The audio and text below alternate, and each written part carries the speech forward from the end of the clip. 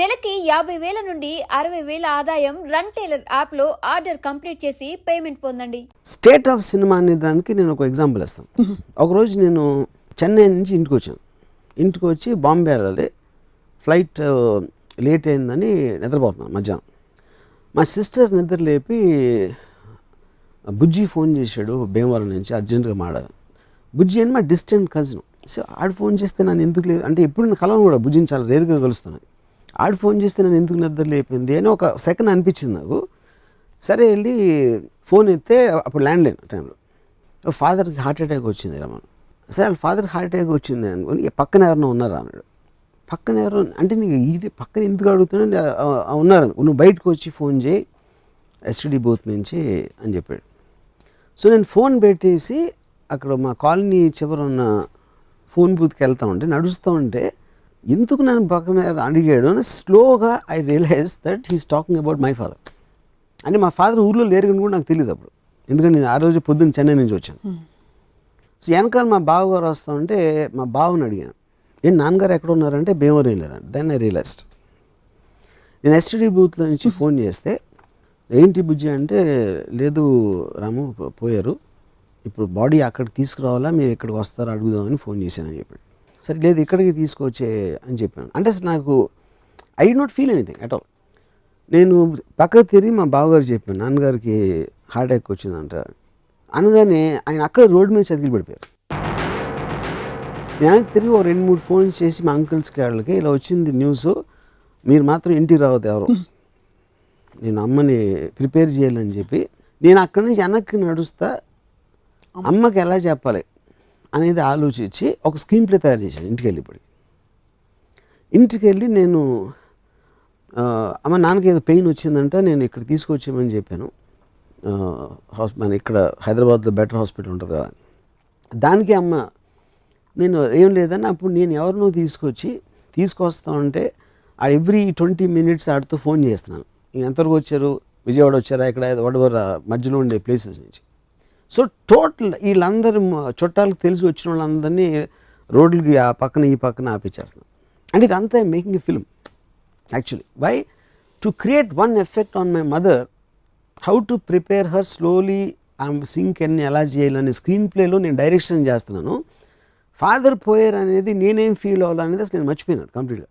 అయిపోయిన తర్వాత ఒక పర్టికులర్ టైంలో మా గ్రాండ్ ఫాదర్ వచ్చేసి, అంటే రాత్రి అయిపోయింది, అప్పటికి ఇంకా వస్తున్నారు, దారిలో ఉన్నారు, ఎలాంటివి మెయింటైన్ చేస్తుంది.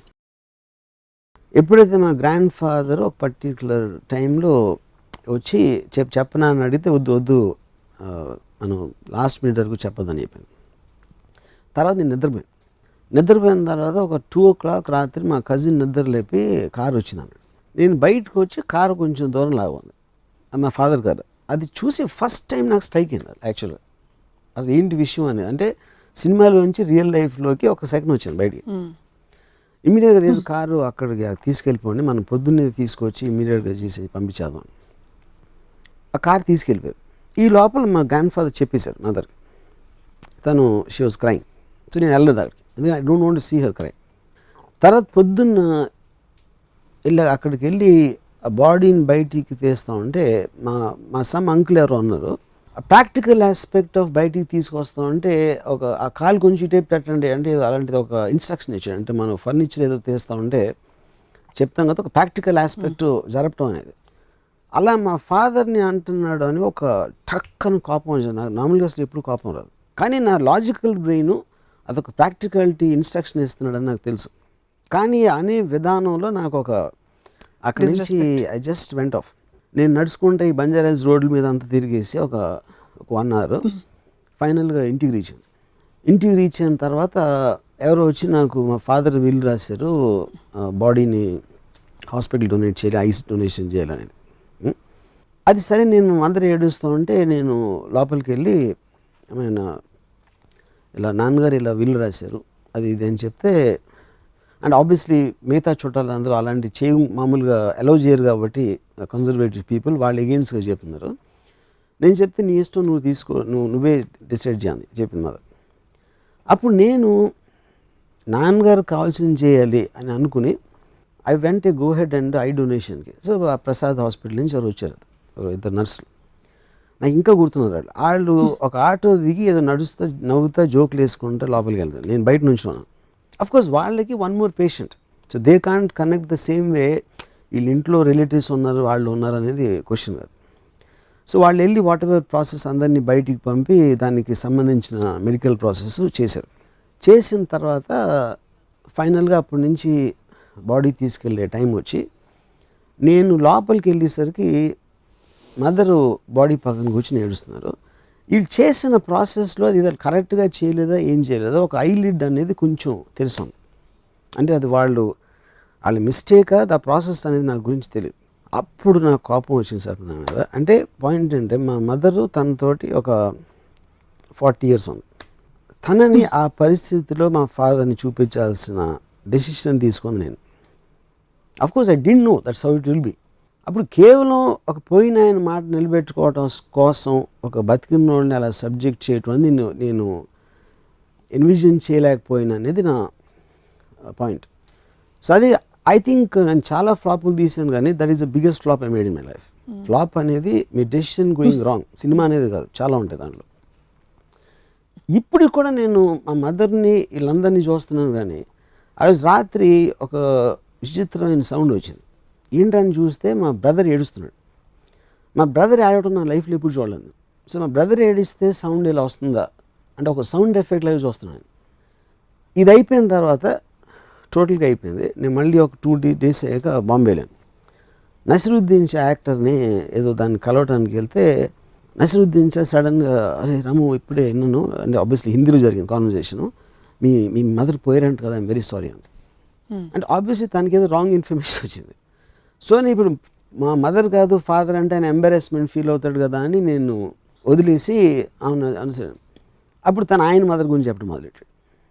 అంటే అప్పుడు నేను చెప్పడం మానేశాను కాబట్టి మళ్ళీ మదర్ వయసు అంతా, మదర్ పేరు ఏంటి, ఈ కాన్వర్సేషన్ ఎక్కడికి వెళ్ళిపోయింది. ఇప్పుడు మధ్యలో నేను చెప్తే లేదని మదర్ కాదు ఫాదర్ అంటే ముందే ఎందుకు చెప్పలేదు అంటే it almost became a inefficient comedy in a sense of the word. అది అయిపోయింది. దాని తర్వాత నియర్లీ 7 years అయిన తర్వాత ఒకరోజు నానా పాటేకర్ ఇంట్లో పూణేలో కూర్చుని అబ్ తక్ చెప్పన్ స్టోరీ గురించి డిస్కస్ చేస్తాం. నేను నానా పాటేకర్, ఒక రైటరు, ఒక అబ్ తక్ చెప్పన్ డైరెక్టర్ షిమిత్ అమీన్. ఏదో అందులో నానా పాటేకర్ వైఫ్ చచ్చిపోయినప్పుడు తను ఏమవ్వాలి సీన్లో రియాక్షన్ అనేది డిస్కస్ చేస్తా నానా పాటేకర్కి నేను చెప్పాను ఇన్సిడెంట్ మా ఫాదర్ గురించి. చెప్పినప్పుడు ఆ చెప్తా మధ్యలో స్టార్ట్ క్రైమ్. అంటే నియర్లీ 7-8 years తర్వాత అంతవరకు ఏడవలేదు. అంటే అది సినిమా నుంచి బయటికి రావటమా, వేరే కాంటెక్స్ట్లో నేను ఆ మెమరీ అంతవరకు ఎప్పుడు నేను ఫీల్ అవ్వలేదా, I find it very difficult to understand. ఏంటి దానికి రీజన్ అనేది ఎలా ఉంటుంది, ఎందుకు వస్తుంది అనేది till today I can't understand that. So ఒక విధంగా చూస్తే మా ఫాదర్ పోయినప్పుడు ఏమీ ఫీల్ అవ్వకుండా నేను స్టోరీలు చేస్తున్నాను, స్క్రీన్ ప్లేలు చేస్తున్నాను, క్యారెక్టర్స్ క్రియేట్ చేస్తున్నాను, అబద్ధాలు చెప్తున్నాను, దాంట్లో బిజీగా ఉన్నాను. దాని తర్వాత నసిరుద్దీన్ షాతో మాట్లాడితే ఒక విధమైన కామెడీలాగా చూస్తున్నాను దాన్ని. ఇవన్నీ అయిపోయి ఇంకోటి ఏంటి, ఒక చాప్టర్ మర్చిపోయాను. మా మదర్కి నేను ఫోటోలు ఏం పెట్టదా మా ఇంట్లో, ఆ దండలన్నీ వేసి నాకు ఇష్టం ఉండదు. ఆ 10వ రోజు 13వ రోజు నాకు వద్దు, వాళ్ళందరూ వచ్చేవాళ్ళు మళ్ళీ వెళ్ళాలని వస్తారు, ఎవరికి ఏం ఫీలింగ్ ఉండదు. అండ్ నాకు ఈ చైర్లో వాట్ ఎవర్ అది వద్దు, let's remember him for the happy times. అసలు ఆయన ఉన్నారు అని మనం అనుకుని అలా ఉందాం, ఆయన గురించి ఆలోచించి అది చెయ్యొద్దు అని మా అమ్మకు ఒక లెక్చర్ ఇచ్చాను. లెక్చర్ ఇచ్చిన తర్వాత నెక్స్ట్ డే మళ్ళీ మా అమ్మ యాడ్ అవుట్ అయినాను. నా లెక్చర్ పని చేయలేదని నాకు కోపం వచ్చింది. ఇంత చెప్పినా కూడా అర్థం చేసుకోలేదండి. సో ఇలాంటి ఆస్పెక్ట్స్ అన్నీ జరిగినాయి ఏది ఈ ఇయర్స్లో. కానీ నేను ఏడ్చింది మాత్రం 7 ఏళ్ళ తర్వాత నాన్న పాటేకర్ ఇంట్లో ఏడ్చాను. సో అది ఏంటో అసలు ఐ కాంట్, అంటే ఒక ఎమోషన్ని సప్రెస్ చేసి దాన్ని I didn't want to express లేకపోతే ఏంటి అనేది నాకు తెలియదు. కానీ ఈ హోల్ థింగ్ ఫ్యామిలీలో ఒక పర్టికులర్ ఆస్పెక్ట్ అంటే నాకు because you have some kind of relationship, వాళ్ళు ఏమైనా చేసినా చేయకపోయినా వాళ్ళకి ఏమి జరిగినా అనేది ఒక ఎడిషనల్ బర్డెన్ అయిపోతుంది. ఆ బర్డెన్కి సమానంగా ప్లెజర్ వస్తుందా రాదా అనేది నాకు తెలియదు. అదంటే జనరలైజ్ చేయలేం, అది ఈచ్ ఫ్యామిలీలో ఒక డిఫరెంట్ ఆస్పెక్ట్ ఉంటుంది, దాని వాళ్ళకున్న ఎక్స్పీరియన్సెస్ బట్టి, ఆ ఫ్యామిలీలో ఉన్న మనుషులు బట్టి. సో నాకు జనరల్గా ఇప్పుడు నేను చుట్టాలు కానీ లేకపోతే అసలు ఎప్పుడు వెళ్ళను, ఎవరి ఇంటికి నేను వెళ్ళను. ఒక ఫ్యామిలీ అనే ఒక ఒక యూనిట్ ఉంటేనే అసలు నేను ఒక ఏముంటుందని, ఇప్పుడు బాంబేలో నా కజిన్ ఒకడు ఉన్నాడు, నా బిల్డింగ్లో ఉంటాడు. నేను సాధారణంగా నా దగ్గర రమ్మంటాను కానీ వాళ్ళ ఇంటికి నేను వెళ్ళను. ఎందుకంటే ఇంటికి వెళ్ళేటప్పటికి ఆ కిచెను ఇది ఫ్యామిలీ తాలూకు అట్మాస్ఫియర్ ఉంటుంది కదా, అసలు ఐ కాంట్ స్టాండ్ దట్. నాకు ఇంకోటి పిల్లలు అంటే ఇష్టం ఉండదు. పిల్లలు ఎందుకు ఇష్టం ఉండదు అంటే 2 కారణాలు. ఒకటి, వాళ్ళ వల్ల నా ఏజ్ గుర్తొస్తుంది అని హేట్ టు ఫీల్ ఓల్డ్ ఒకటి. రెండో పాయింట్ ఏంటంటే వాళ్ళు ఉంటే నా మాట ఎవరు వినరు. And I like to be the centre of attention. నేను ఎక్కడ ఉంటే అక్కడ. సో అప్పుడు నేను పెద్దవాళ్ళతో మాట్లాడుతూ ఉంటే వాళ్ళు వింటారు. చిన్నపిల్లలు అంటే బుయ్యి బుయ్యి కుయ్యి అని ఆడేది అంటే ఇంకా వాళ్ళు చచ్చినట్టు ఆడి చూస్తారు. సో పిల్లలు కుక్కలు ఉంటే నేను వెళ్ళను, ఎందుకంటే అటెన్షన్ వాళ్ళ మీద ఎక్కువ ఉంటుంది నా దగ్గరగానే. సో ఒకటి ఆస్పెక్ట్, నేను ఒక కోల్డ్ బ్లడెడ్గా నా డాటర్తో చెప్పిన ఒక aspect. Second aspect, my father incident in terms of what all can come because of that. Third is as a unit by it self, that atmosphere I don't like. Yeah, మీలో మీరు తగ్గిపోయింది అనుకునే emotion మీ daughter విషయంలో కనిపించింది. మీ father గురించి మాట్లాడుతున్నప్పుడు almost మీరు కళ్ళలో నీళ్ళు వస్తున్నాయని చూడాల్సి వచ్చింది. అంటే అంత టైమ్ అండ్ స్పేస్లో మీరు ఇన్వాల్వ్ అయిపోయి ఉన్నారు. సో నిజంగా మీరు కుటుంబం ఇష్టం లేదు అని మేబీ ఇది వ్యవస్థ పరంగా మనిషి ఫ్రీడమ్ని కట్టేలు చేస్తుంది, ఒక పెరిఫరల్గా ఇష్టం లేదేమో, కానీ బాంధవ్యాలకి మీరు వ్యతిరేకం అని అనిపించట్లేదు. వ్యతిరేకం వల్లనే ఎగ్జాంపుల్స్ చెప్తున్నాను. ఎందుకంటే నాకు ఈ బంధాలు లేనప్పుడు ఈ ఫీలింగ్ ఉండాల్సిన అవసరం లేదు. అప్పుడు నేను ఫుల్ హ్యాపీగా ఉండొచ్చు, ఇంకా హ్యాపీగా ఉండొచ్చు. Of course. గౌతమ్ బుద్ధుడు ఇదే చేసి వెళ్ళిపోయాడా? How do you understand? అంటే మీరు ఆల్రెడీ పురాణాలు మాట్లాడినప్పుడు అంటే ఇప్పుడు గౌతమ్ బుద్ధుడు ఫ్యామిలీ వదిలేసి తను వెళ్ళి అక్కడ కూర్చున్నాడు. నాకు నిజంగా ఏం చేశాడు సరిగ్గా తెలియదు నాకు ఏం చేశారు అంటే. అప్పుడు ఏదో ఒక ఏమంటారు దాన్ని, యోగి అయిపోయి స్మరణ ఏమైనా చేశారా, I'm not very sure about that. కానీ నేను కుటుంబం వదిలేసి నేను భోగ విలాసాలకు అలవాటు పడిపోయాను. So I can't be compared with Gautam బుద్ధుడు. You went after something, he went after something else. But I went after wine and women, he went after God. అంటే మా ఫాదర్ ఊర్లో లేరు అని కూడా నాకు తెలియదు అప్పుడు, ఎందుకంటే నేను ఆ రోజు పొద్దున్న చెన్నై నుంచి వచ్చాను. సో వెనకాల మా బావగారు వస్తూ ఉంటే మా బావని అడిగాను, ఏంటి నాన్నగారు ఎక్కడ ఉన్నారంటే భీమవరం లేదండి. Then I realised. నేను ఎస్టీడీ బూత్లో నుంచి ఫోన్ చేస్తే ఏంటి బుజ్జి అంటే, లేదు రాము పోయారు, ఇప్పుడు బాడీ అక్కడికి తీసుకురావాలా, మీరు ఇక్కడికి వస్తారా అడుగుదామని ఫోన్ చేశానని చెప్పాడు. సరే లేదు ఇక్కడికి తీసుకొచ్చే అని చెప్పాను. అంటే అసలు నాకు I did not feel anything at all. నేను పక్కకు తిరిగి మా బావగారు చెప్పాను, నాన్నగారికి హార్ట్ అటాక్ వచ్చిందంట అనగానే ఆయన అక్కడ రోడ్డు మీద చతికిలు పడిపోయారు. నేను తిరిగి ఒక 2-3 ఫోన్స్ చేసి మా అంకుల్స్కి వాళ్ళకి ఇలా వచ్చింది న్యూస్, మీరు మాత్రం ఇంటికి రావద్దు ఎవరు, నేను అమ్మని ప్రిపేర్ చేయాలని చెప్పి నేను అక్కడి నుంచి వెనక్కి నడుస్తా అమ్మకి ఎలా చెప్పాలి అనేది ఆలోచించి ఒక స్క్రీన్ ప్లే తయారు చేశాను. ఇంటికి వెళ్ళి నేను అమ్మ నాన్నకి ఏదో పెయిన్ వచ్చిందంట, నేను ఇక్కడ తీసుకొచ్చామని చెప్పాను. మన ఇక్కడ హైదరాబాద్లో బెటర్ హాస్పిటల్ ఉంటుంది కదా, దానికి అమ్మ నేను ఏం లేదని అప్పుడు నేను ఎవరినో తీసుకొస్తా ఉంటే ఎవ్రీ 20 minutes ఆడితో ఫోన్ చేస్తున్నాను, ఎంతవరకు వచ్చారు, విజయవాడ వచ్చారా, ఇక్కడ వాడెవర్ మధ్యలో ఉండే ప్లేసెస్ నుంచి. సో టోటల్ వీళ్ళందరూ చుట్టాలకు తెలిసి వచ్చిన వాళ్ళందరినీ రోడ్లకి ఆ పక్కన ఈ పక్కన ఆపించేస్తున్నాను.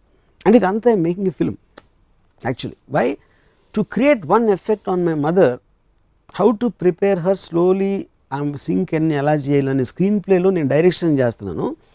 ఫాదర్ పోయారు అనేది నేనేం ఫీల్ అవ్వాలనేది అసలు నేను మర్చిపోయినాను కంప్లీట్గా. అయిపోయిన తర్వాత ఒక పర్టికులర్ టైంలో మా గ్రాండ్ ఫాదర్ వచ్చేసి, అంటే రాత్రి అయిపోయింది, అప్పటికి ఇంకా వస్తున్నారు, దారిలో ఉన్నారు, ఎలాంటివి మెయింటైన్ చేస్తారు. ఎప్పుడైతే మా గ్రాండ్ ఫాదర్ ఒక పర్టికులర్ టైంలో వచ్చి చెప్పనా అని అడిగితే వద్దు మనం లాస్ట్ మినిట్ వరకు చెప్పొద్దని చెప్పాను. తర్వాత నేను నిద్రపోయిన తర్వాత ఒక 2 o'clock రాత్రి మా కజిన్ నిద్ర లేపి కారు వచ్చిందన్నాడు. నేను బయటకు వచ్చి కారు కొంచెం దూరం లాగుంది, మా ఫాదర్ కారు. అది చూసి ఫస్ట్ టైం నాకు స్ట్రైక్ అయింది యాక్చువల్గా, అసలు ఏంటి విషయం అనేది. అంటే సినిమాలోంచి రియల్ లైఫ్లోకి ఒక సెకండ్ వచ్చింది బయటికి. ఇమీడియట్గా లేదు కారు అక్కడికి తీసుకెళ్ళిపోండి, మనం పొద్దున్నే తీసుకొచ్చి ఇమీడియట్గా చేసి పంపించేద్దాం. ఆ కారు తీసుకెళ్ళిపోయారు. ఈ లోపల మా గ్రాండ్ ఫాదర్ చెప్పేశారు మదర్కి, తను షీ వాజ్ క్రైమ్. సో నేను వెళ్ళలేదు అక్కడికి, ఎందుకంటే I don't want to see her cry. తర్వాత పొద్దున్న అక్కడికి వెళ్ళి ఆ బాడీని బయటికి తీస్తూ ఉంటే మా సమ్ అంకుల్ ఎవరో ఉన్నారు, ప్రాక్టికల్ ఆస్పెక్ట్ ఆఫ్ బయటికి తీసుకొస్తాం అంటే ఆ కాలు కొంచెం ఇటే పెట్టండి అంటే అలాంటిది ఒక ఇన్స్ట్రక్షన్ ఇచ్చాడు. అంటే మనం ఫర్నిచర్ ఏదో తీస్తూ ఉంటే చెప్తాం కదా, ఒక ప్రాక్టికల్ ఆస్పెక్ట్ జరపటం అనేది. అలా మా ఫాదర్ని అంటున్నాడు అని ఒక టక్కని కోపం వచ్చింది. నాకు నార్మల్గా అసలు ఎప్పుడు కోపం రాదు, కానీ నా లాజికల్ బ్రెయిన్ అదొక ప్రాక్టికాలిటీ ఇన్స్ట్రక్షన్ ఇస్తున్నాడని నాకు తెలుసు. కానీ అనే విధానంలో నాకు అక్కడి నుంచి ఐ జస్ట్ వెంట్ ఆఫ్. నేను నడుచుకుంటే ఈ బంజారాస్ రోడ్ల మీద అంతా తిరిగేసి ఒక 1 hour ఫైనల్గా ఇంటికి రీచ్ అయిన తర్వాత ఎవరో వచ్చి నాకు మా ఫాదర్ విల్ రాశారు, బాడీని హాస్పిటల్ డొనేట్ చేయాలి, ఐస్ డొనేషన్ చేయాలనేది. అది సరే, నేను మా మదర్ ఏడుస్తూ ఉంటే నేను లోపలికి వెళ్ళి ఇలా నాన్నగారు ఇలా విల్ రాశారు అది ఇది అని చెప్తే, అండ్ ఆబ్వియస్లీ మిగతా చుట్టాలు అందరూ అలాంటి మామూలుగా అలౌ చేయరు కాబట్టి కన్జర్వేటివ్ పీపుల్ వాళ్ళు ఎగెయిన్స్ట్గా చెప్తున్నారు. నేను చెప్తే నీ ఇష్టం, నువ్వు తీసుకో, నువ్వే డిసైడ్ చేయాలి చెప్పింది మదర్. అప్పుడు నేను నాన్నగారు కావాల్సింది చేయాలి అని అనుకుని I went a go head and I డొనేషన్కి. సో ఆ ప్రసాద్ హాస్పిటల్ నుంచి ఎవరు వచ్చారు, 2 నర్సులు, నాకు ఇంకా గుర్తున్నారు. వాళ్ళు ఒక ఆటో దిగి ఏదో నడుస్తూ నవ్వుతా జోకులు వేసుకుంటూ లోపలికి వెళ్తారు. నేను బయట నుంచి ఉన్నాను. అఫ్కోర్స్ వాళ్ళకి 1 more patient, so they can't connect the same way. వీళ్ళ ఇంట్లో రిలేటివ్స్ ఉన్నారు, వాళ్ళు ఉన్నారు అనేది క్వశ్చన్ కాదు. సో వాళ్ళు వెళ్ళి వాట్ ఎవర్ ప్రాసెస్ అందరినీ బయటికి పంపి దానికి సంబంధించిన మెడికల్ ప్రాసెస్ చేశారు. చేసిన తర్వాత ఫైనల్గా అప్పటి నుంచి బాడీ తీసుకెళ్ళే టైం వచ్చి నేను లోపలికి వెళ్ళేసరికి మదరు బాడీ పక్కన కూర్చొని ఏడుస్తున్నారు. వీళ్ళు చేసిన ప్రాసెస్లో అది కరెక్ట్గా చేయలేదా ఏం చేయలేదా, ఒక ఐలిడ్ అనేది కొంచెం తెలుస్తుంది. అంటే అది వాళ్ళ మిస్టేకా ఆ ప్రాసెస్ అనేది నాకు గురించి తెలియదు. అప్పుడు నాకు కోపం వచ్చింది సార్ నా మీద. అంటే పాయింట్ అంటే మా మదరు తనతోటి ఒక 40 years ఉంది. తనని ఆ పరిస్థితిలో మా ఫాదర్ని చూపించాల్సిన డెసిషన్ తీసుకుంది నేను. Of course I didn't know that's how it will be. అప్పుడు కేవలం ఒక పోయిన ఆయన మాట నిలబెట్టుకోవటం కోసం ఒక బతికిన వాళ్ళని అలా సబ్జెక్ట్ చేయటం అనేది నేను ఎన్విజన్ చేయలేకపోయినా అనేది నా పాయింట్. సో అది ఐ థింక్ నేను చాలా ఫ్లాపులు తీసాను, కానీ that is the biggest flop I made in my life. Flop అనేది మీ డెసిషన్ గోయింగ్ రాంగ్, సినిమా అనేది కాదు, చాలా ఉంటాయి దాంట్లో. ఇప్పుడు కూడా నేను మా మదర్ని వీళ్ళందరినీ చూస్తున్నాను, కానీ ఆ రోజు రాత్రి ఒక విచిత్రమైన సౌండ్ వచ్చింది. ఏంటని చూస్తే మా బ్రదర్ ఏడుస్తున్నాడు. మా బ్రదర్ ఏడవడం నా లైఫ్లో ఎప్పుడు చూడలేదు. సో మా బ్రదర్ ఏడిస్తే సౌండ్ ఇలా వస్తుందా అంటే ఒక సౌండ్ ఎఫెక్ట్ లాగా చూస్తున్నాను. ఇది అయిపోయిన తర్వాత టోటల్గా అయిపోయింది. నేను మళ్ళీ ఒక 2 days అయ్యాక బాంబే వెళ్ళాను. నసిరుద్దీన్ షా యాక్టర్ని ఏదో దాన్ని కలవటానికి వెళ్తే నసిరుద్దీన్ షా సడన్గా అరే రాము ఇప్పుడే విన్నాను అంటే ఆబ్వియస్లీ హిందీలో జరిగింది కాన్వర్జేషను, మీ మదర్ పోయారంట కదా, ఐమ్ వెరీ సారీ అంటే ఆబ్వియస్లీ తనకి ఏదో రాంగ్ ఇన్ఫర్మేషన్ వచ్చింది. సో నేను ఇప్పుడు మా మదర్ కాదు ఫాదర్ అంటే ఆయన ఎంబారెస్మెంట్ ఫీల్ అవుతాడు కదా అని నేను వదిలేసి అవును అనుసరి. అప్పుడు ఆయన మదర్ గురించి చెప్పడం మొదలెట్టాడు. అంటే అప్పుడు నేను చెప్పడం మానేశాను కాబట్టి మళ్ళీ మదర్ వయసు ఎంత, మదర్ పేరు ఏంటి, ఈ కాన్వర్సేషన్ ఎక్కడికి వెళ్ళిపోయింది. ఇప్పుడు మధ్యలో నేను చెప్తే లేదని మదర్ కాదు ఫాదర్ అంటే ముందే ఎందుకు చెప్పలేదు అంటే it almost became a inefficient comedy in a sense of the word. అది అయిపోయింది. దాని తర్వాత నియర్లీ 7 years అయిన తర్వాత ఒకరోజు నానా పాటేకర్ ఇంట్లో పూణేలో కూర్చుని అబ్ తక్ చెప్పన్ స్టోరీ గురించి డిస్కస్ చేస్తాం. నేను నానా పాటేకర్, ఒక రైటరు, ఒక అబ్ తక్ చెప్పన్ డైరెక్టర్ షిమిత్ అమీన్. ఏదో అందులో నానా పాటేకర్ వైఫ్ చచ్చిపోయినప్పుడు తను ఏమవ్వాలి సీన్లో రియాక్షన్ అనేది డిస్కస్ చేస్తా నానా పాటేకర్కి నేను చెప్పాను ఇన్సిడెంట్ మా ఫాదర్ గురించి. చెప్పినప్పుడు ఆ చెప్తా మధ్యలో స్టార్ట్ క్రైమ్. అంటే నియర్లీ 7-8 years తర్వాత అంతవరకు ఏడవలేదు. అంటే అది సినిమా నుంచి బయటికి రావటమా, వేరే కాంటెక్స్ట్లో నేను ఆ మెమరీ అంతవరకు ఎప్పుడు నేను ఫీల్ అవ్వలేదా, I find it very difficult to understand. ఏంటి దానికి రీజన్ అనేది ఎలా ఉంటుంది, ఎందుకు వస్తుంది అనేది till today I can't understand that. So ఒక విధంగా చూస్తే మా ఫాదర్ పోయినప్పుడు ఏమీ ఫీల్ అవ్వకుండా నేను స్టోరీలు చేస్తున్నాను, స్క్రీన్ ప్లేలు చేస్తున్నాను, క్యారెక్టర్స్ క్రియేట్ చేస్తున్నాను, అబద్ధాలు చెప్తున్నాను, దాంట్లో బిజీగా ఉన్నాను. దాని తర్వాత నసిరుద్దీన్ షాతో మాట్లాడితే ఒక విధమైన కామెడీలాగా చూస్తున్నాను దాన్ని. ఇవన్నీ అయిపోయి ఇంకోటి ఏంటి, ఒక చాప్టర్ మర్చిపోయాను. మా మదర్కి నేను ఫోటోలు ఏం పెట్టదా మా ఇంట్లో, ఆ దండలన్నీ వేసి నాకు ఇష్టం ఉండదు. ఆ 10వ రోజు 13వ రోజు నాకు వద్దు, వాళ్ళందరూ వచ్చేవాళ్ళు మళ్ళీ వెళ్ళాలని వస్తారు, ఎవ్వరికి ఏం ఫీలింగ్ ఉండదు. అండ్ నాకు ఈ చైర్లో వాట్ ఎవర్ అది వద్దు, let's remember him for the happy times. అసలు ఆయన ఉన్నారు, అని మనం అనుకుని అలా ఉందాం, ఆయన గురించి ఆలోచించి అది చెయ్యొద్దు అని మా అమ్మకు ఒక లెక్చర్ ఇచ్చాను. లెక్చర్ ఇచ్చిన తర్వాత నెక్స్ట్ డే మళ్ళీ మా అమ్మ యాడ్ అవుట్ అయినాను. నా లెక్చర్ పని చేయలేదని నాకు కోపం వచ్చింది. ఇంత చెప్పినా కూడా అర్థం చేసుకోలేదండి. సో ఇలాంటి ఆస్పెక్ట్స్ అన్నీ జరిగినాయి ఏది ఈ ఇయర్స్లో. కానీ నేను ఏడ్చింది మాత్రం 7 ఏళ్ళ తర్వాత నాన్నప్పటి దగ్గర ఇంట్లో ఏడ్చాను. సో అది ఏంటో అసలు ఐ కాంట్, అంటే ఒక ఎమోషన్ని సప్రెస్ చేసి దాన్ని I didn't want to express లేకపోతే ఏంటి అనేది నాకు తెలియదు. కానీ ఈ హోల్ థింగ్ ఫ్యామిలీలో ఒక పర్టికులర్ ఆస్పెక్ట్ అంటే నాకు, because you have some kind of relationship, వాళ్ళు ఏమైనా చేసినా చేయకపోయినా వాళ్ళకి ఏమి జరిగినా అనేది ఒక ఎడిషనల్ బర్డెన్ అయిపోతుంది. ఆ బర్డెన్కి సమానంగా ప్లెజర్ వస్తుందా రాదా అనేది నాకు తెలియదు. అదంటే జనరలైజ్ చేయలేం. అది ఈచ్ ఫ్యామిలీలో ఒక డిఫరెంట్ ఆస్పెక్ట్ ఉంటుంది. దాని వాళ్ళకున్న ఎక్స్పీరియన్సెస్ బట్టి, ఆ ఫ్యామిలీలో ఉన్న మనుషులు బట్టి. సో నాకు జనరల్గా ఇప్పుడు నేను చుట్టాలు కానీ లేకపోతే అసలు ఎప్పుడు వెళ్ళను, ఎవరి ఇంటికి నేను వెళ్ళను. ఒక ఫ్యామిలీ అనే ఒక యూనిట్ ఉంటేనే అసలు నేను ఒక ఏముంటుందని, ఇప్పుడు బాంబేలో నా కజిన్ ఒకడు ఉన్నాడు, నా బిల్డింగ్లో ఉంటాడు. నేను సాధారణంగా నా దగ్గర రమ్మంటాను కానీ వాళ్ళ ఇంటికి నేను వెళ్ళను. ఎందుకంటే ఇంటికి వెళ్ళేటప్పటికి ఆ కిచెను ఇది ఫ్యామిలీ తాలూకు జో అట్మాస్ఫియర్ ఉంటుంది కదా, అసలు ఐ కాంట్ స్టాండ్ దట్. నాకు ఇంకోటి పిల్లలు అంటే ఇష్టం ఉండదు. పిల్లలు ఎందుకు ఇష్టం ఉండదు అంటే 2 కారణాలు. ఒకటి, వాళ్ళ వల్ల నా ఏజ్ గుర్తొస్తుంది అని హేట్ టు ఫీల్ ఓల్డ్ ఒకటి. రెండో పాయింట్ ఏంటంటే వాళ్ళు ఉంటే నా మాట ఎవరు వినరు. And I like to be the centre of attention. నేను ఎక్కడ ఉంటే అక్కడ. సో అప్పుడు నేను పెద్దవాళ్ళతో మాట్లాడుతూ ఉంటే వాళ్ళు వింటారు. చిన్నపిల్లలు అంటే బుయ్యి కుయ్యి అని ఆడేదా అంటే ఇంకా వాళ్ళు చచ్చినట్టు ఆడి చూస్తారు. సో పిల్లలు కుక్కలో ఉంటే నేను వెళ్ళను, ఎందుకంటే అటెన్షన్ వాళ్ళ మీద ఎక్కువ ఉంటుంది నా దగ్గర. సో ఒకటి ఆస్పెక్ట్, నేను ఒక కోల్డ్ బ్లడెడ్గా నా డాటర్తో చెప్పిన ఒక aspect. Second aspect, my father incident in terms of what all can come because of that.